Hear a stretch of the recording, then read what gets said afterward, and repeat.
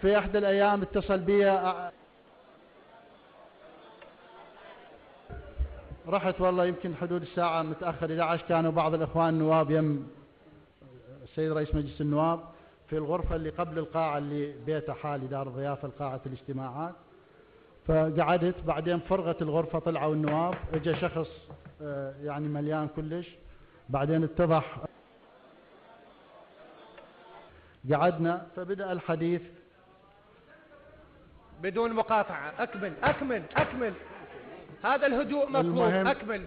المهم فقعدنا أنا وهو والسيد رئيس المجلس، فبدأ الحديث عن العمل السياسي المستقبلي، عن ساحة الموصل، أنه الموصل فرغت، سياسيين فلان وفلان انتهوا، ما ظلهم دور، أنت عندك حظوظ، أنت عندك الآن وزير دفاع، ممكن أن تعمل في المستقبل، ممكن أن نعمل سوية أفضل مما نتقاطع، وإذا حالفنا ممكن أن نشكل قوة يكون لنا مستقبل سياسي. حقيقة أنا كنت واضح، قلت له أنا ما أفكر بأي مستقبل سياسي حقيقة. فيعني المهم قال لا ما معقولة، وأنت دخلت ولازم تستمر، ولكن هذا العمل يحتاج له إلى دعم، يحتاج له إلى إمكانيات، يحتاج له إلى فلوس. واستمر أيضا الحديث. فرجع سيد سليم الجبوري سألني، قال لي ما سويت لك مكتب في أربيل؟ قلت له لا ما سويت. شو أسوي بالمكتب؟ قال لي مو الساحة السياسية للموصل هي في أربيل. بالنتيجة قلت له أنا حتى إذا أسوي مكتب، المكتب يراد له فلوس، يراد له إمكانيات. فرجع علي قال لي أنت أبو الفلوس. قلت له شلون أنا أبو الفلوس؟ قلت له أنت وزارة الدفاع العراقية موازنة الدولة كلها عندكم. فوالله أعتقد الفلوس مو مال أبويا حتى أقدر أتصرف بها. المهم استمر الحديث، فيعني الحديث كان واضح، عبالك حديث ألغاز. بعدين رجع قال لي، قلت له حتى أنا قلت له شلون أدعمكم، يعني فهموني الطريقة اللي أدعمكم بها لأن ما أعرف ايش تقصدون. فرجع التاجر قال معالي الوزير أجيك من الأخير، مثلا عندك عقد إطعام الجيش، انطينا إياه، اعلن مناقصة وانتهى الموضوع، لا تفكر لا بحنان ولا عالية، واشتغل بالوزارة براحتك. وصمام الأمان رئيس مجلس النواب، والله العظيم أقسم على كل كلمة.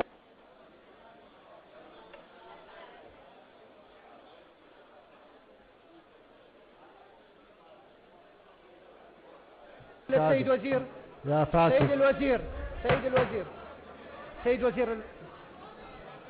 الوزير وأنا ببساطة هذا وقلت له، يقول لي مجرد أنت هذا التاجر، يقول لي مجرد أوعز لدوائر الوزارة أنه تعلن هذا. سيد الوزير أرجو منك الالتزام.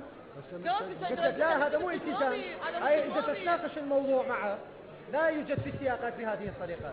كملت الأسماء أم لا؟ كملت الأسماء، كملت كل الملفات. ملف الإطعام وصل بعد ما كمل. لا بعد كمل ملف الملفات اللي يتعلق بالسادة وسيدات أعضاء مجلس النواب. بصراحة مبلغ هذا العقد 1,300,000,000 دينار عراقي. هاي تستقطع 330,000 دينار من كل جندي وضابط وتروح إلى الموازنة، وعلى أساس تروح إلى هذه الشركات الفاسدة حتى يودون للجنود أكل كيفما كان، وهم يقاتلون تحت الحر والبرد حتى يستفاد سليم الجبوري ويمشون في العملية السياسية. قلت له يعني أنا ببساطة كان أرجع إلى المكتب وأوعز إلى دائرة الميرة، أعلنوا هاي مناقصة شغلة إطعام الجيش، ومن خلال الفاسدين طبعا موجود مفاصل ممكن أن يصلون إلى هذا العقد، وأكون أني أفضل وزير دفاع لأنه خنت الأمانة وانطيت هذه عقد إطعام الجيش. نعم سيد الوزير. نعم. هل يوجد أسماء أخرى لم يتم ذكرها؟ نعم. الموضوع الآخر، نعم، موضوع همرات الهمرات راح نأتي عليه بعد ذلك. الآن يتعلق به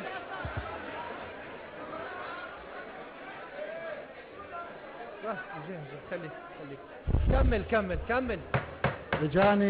اجاني النائب محمد الكربولي. وين الكتاب مال هاي؟ طلع لي مال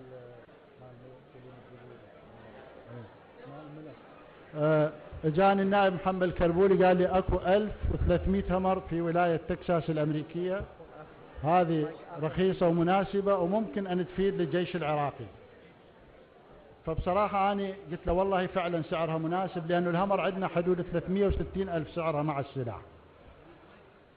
الموضوع أنه لازم أتحرى عن هاي الهامرات، لازم أسأل، لازم طبعا دققنا مع الأمريكان في مكتب التعاون الأمني من نسألهم كانوا يضحكون على هاي المعلومة. بعدين من خلال علاقات والملحقيتنا اللي موجودة دزينا ناس، العجلات طلعت مستوى التصفيح مالها ليس بالمستوى المطلوب، سعرها لا يتجاوز $60,000. احنا من المفترض أنه تشتريها الشركة $124,000 من الشركة الأمريكية المصنعة، ونحسبها احنا $360,000 عقد. وهذه الصفقة والله العظيم يجيني محمد الكربولي يقول لي هاي صفقة السيد الرئيس، وترى يوميا يسأل لي عليها، والله العظيم، والله ما يكذب الا شكلك، والله والله العظيم ما يكذب الا شكلك. استاذ محمد راح اعطيك دور، زين، راح اعطيك دور، كل من يتم ذكر اسمه راح اعطيه دور، كل من يتم ذكر اسمه راح اعطيه دور، راح اعطيك دور، راح اعطيك دور، راح اعطيك دور، راح اعطيك دور. كمل.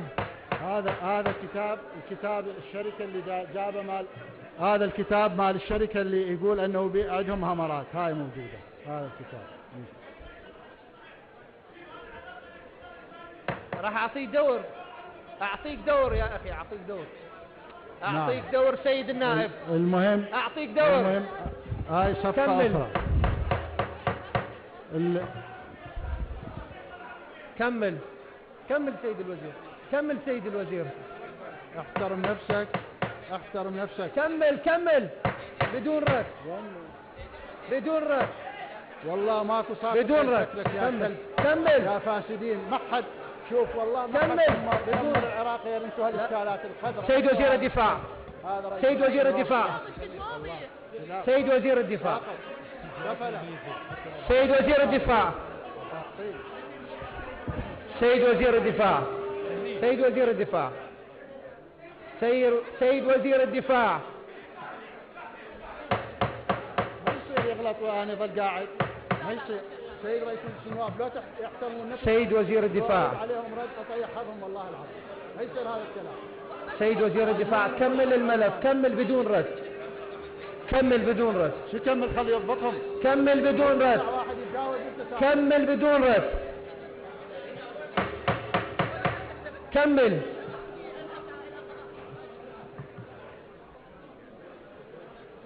كمل. الموضوع ايضا موضوع اخر، موضوع عقد اللواء المدرع الروسي. طبعا هذا الموضوع العقد قيمته $280,000,000، كان مبرم في زمن الحكومة السابقة ومفتوحة اعتماد، ويوجد مبلغ $500,000,000 موجودة في مصرف TBI. احنا بصراحة بسبب الاشكالات المالية والوضع يعني صار تلكؤ في تنفيذ هذا العقد، وما اكو خيار امام الوزارة الا ان نذهب الى الاجل، وهذا كان طرح الشركة الروسية. انا بصراحة كنت معترض جدا على الذهاب بالاجل، واحنا في ظروف معركة ونريد نأمن متطلبات معركة فقط. هذا العقد يعتبر من ضمن بناء قدرات الجيش، ولكن اكو التزام ما بين الحكومة العراقية والروسية في هذا الصدد، فكان هناك قرار أنه ممكن أن نذهب باتجاه الآجل. أنا صراحة كنت معارض لهذا الموضوع وما قابل به، بالنتيجة معارضتي وصلت إلى الروس، فبدأوا يتوسطون، بدأوا يضغطون. من ضمن الضغوط ومن ضمن الوساطات هو النائب أيضا محمد الكربولي، اجاني وجاء وضغط، وجاب حتى ممثل الشركة في دار الضيافة وقعد وياي وقال لي بس توافق على الآجل وما لك علاقة، بس توافق. هو بالنتيجة أنا من أوافق؟ هم راح يأخذون $500,000,000 الروس، السيد النائب يأخذ عمولته، وبعدين وزارة الدفاع العراقية تكبل بالديون، والشعب العراقي يدفع ديون مستقبلا. هذا أيضا وضغط مستمر، وحاولوا وأشهر وهاي، ولكن أبدا ما انطيت مجال وما قبلوا أبدا. نعم. عقد المرسيدس، سيارات المرسيدس طبعا هذه بواسطة النائب طالب المعماري، اجاني طالب المعماري، نعم طالب المعماري هذا طبعا اشهر يروح ويجي علي. بالنتيجة اجاني طالب قال لي يسلم عليك جمال كربولي وواحد من التجار في دبي او هيك موضوع، ويريدون $7 يسوون عقد سيارات بسيارات المرسيدس. قلت له اني سيارات المرسيدس ما نستخدمها احنا في الجيش وسيارات غالية جدا. قال لي احنا ما نريد من عندك، بس مجرد تدعوهم ويجون، بس تقعد وياهم حتى احنا ناخذ عمولتنا وبعدين ما لنا شغل بيهم. قلت له هذا ما يصير، هاي دولة، اني افقد ثقتي بالدول الاخرى بعد ما احد يجينا. والله ونص العبارة قال لي وحصتك موجودة بالسيارة انزل لك اياها. قلت له هذا الحكي ما تحكي وياي، ومن وراها هذيك انا وياه علاقتنا انقطعت. نعم. لا بدون رد، بدون مقاطعة. قلت لك نمضي بيستمر. إذا كملت الملف سيد وزير الدفاع. طبعا سيد وزير الدفاع. سيد وزير الدفاع. سيد وزير الدفاع. اصلا سيد وزير الدفاع. احنا طبعا ارجو ما عندنا اي تعاقد، اي تعاقد مع شركة مصر. اخوان اي عقد ما عندنا ويا شركة مرسيدس، ولكن عرض من اجل ان بس تحضر الشركة ادخل تفاوض وياهم، الاخوان ياخذون عمولتهم والموضوع ينتهي. حققوا اللي يريدوه، والوزارة التزاماتها المالية الادارية الاخلاقية ما يهم حقيقة. فهذا ايضا رفض قاطع. في احد الايام وقبل اعياد راس السنة ايضا جاني النائب محمد الكربولي. طبعا جاني النائب محمد الكربولي قال سولفنا، بعدين قال لي فد مصطلح حتى اضحك عليه اني. قال لي معالي الوزير لا حضرتك لا لون ولا رائحة ولا طعم بالنص. قلت له شلون؟ قال هسه اعياد راس سنة، اني اريد اروح البيلاروسيا، سيد الرئيس يريد يروح العمان، شغله مشينا شغله نطلع مصرفنا بس. والله العظيم محمد الكربولي. نعم. اي شغلة. أكمل. شغلة الطائرات التي 6 والسجنة كرفان، وهي طبعا كانت أيضا مع جلسة وسليم الجبوري. قال لي وهي في وقتها تطرقوا على قائد القوة الجوية، ومحمد الكربولي أيضا دخل على الخط في هذا الموضوع. قالوا لي القوة الجوية طالبة طائرات تدريب سجنة كرفان والتي 6، فأريد أنه يكون الإحالة على الطائرات السجنة كرفان. فقلت له والله هذا الموضوع ما معروض علي على الإطلاق، ولا واصلني ولا احنا عندنا إمكانية أن نتعاقد. قال لي لا موجود. كان يفتح التلفون مال الواتساب، فعلا شوفني كتاب من القوة الجوية إلى مديرية التسليح والتجهيز يطلبون بها التعاقد على طائرات. ورجعوا قال لي والله لو أعتقد لو تبدلون فريق أنور حاليا لأنه مدى مو كلش متعاون، وإذا صار اتفاق على تبديله حتى نرشح لك ضابط آخر متفقين عليه. سيد وزير الدفاع. نعم. لحظة.